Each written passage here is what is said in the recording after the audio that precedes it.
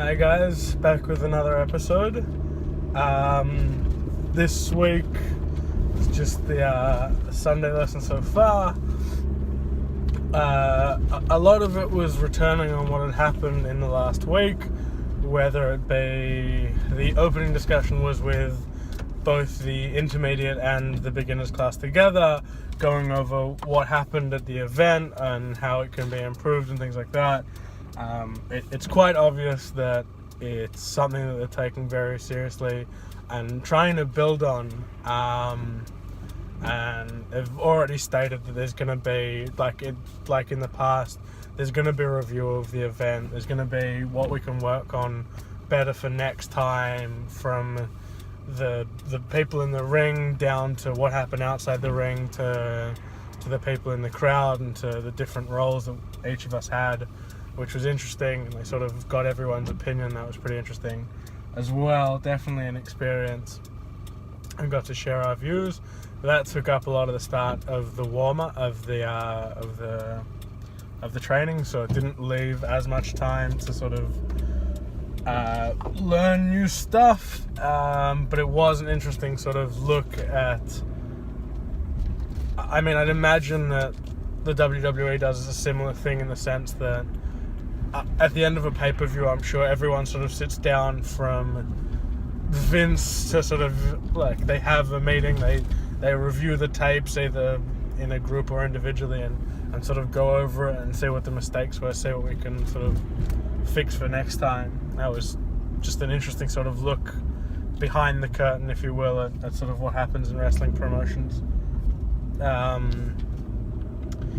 Then obviously going back into classes again, a lot of what we did was, because we were back with our trainer again, not the two classes together, it was going over a lot of what we'd learned in the last couple of weeks. So the sort of single leg takedown, the different pins from the El Maestro, the schoolboy,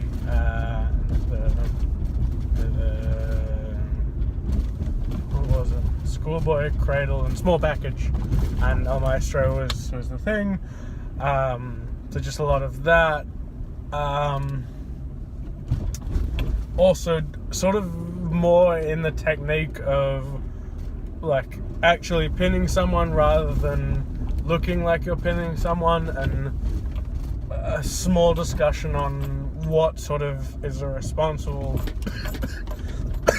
what sort of a responsible pin is, and what how you should actually be pinning someone, not like just lying on top of them, look like you're covering them, unless this is like the scenario calls for it. Obviously, if you're the Undertaker, you don't need to actually lie across someone to pin them if you've just hit them with the tombstone pile driver. But for everybody else, you have to actually, or like if you've both been KO'd and you've sort of got your hand draped over theirs, and that's enough for the 3 count or a 2 count or however it goes.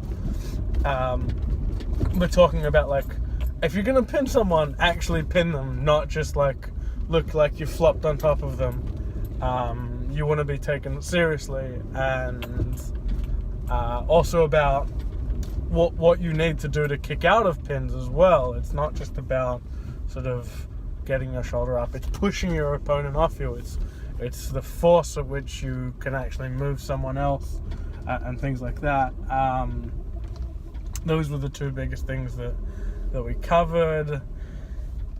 Not really anything else. A lot of sort of transitions, sort of going from dodging, like avoiding the a clothesline, going into the schoolboy. One thing that we did learn that was new was right at the end. We learned more. We covered more of the key lock. So this is the foundations for what a figure 4 looks like, except we mainly did it with the arms and upper body and that sort of stuff. And that was definitely interesting, and things like that will lead to submissions later in life, later in the course as well, which will be something to look forward to. But yeah, no, it was mainly a session of just going over what we already sort of had covered in the last 2 weeks, and obviously in the coming lessons we'll be going over hopefully some new things. So that's me signing off after a bit of a bumper session. But until Wednesday.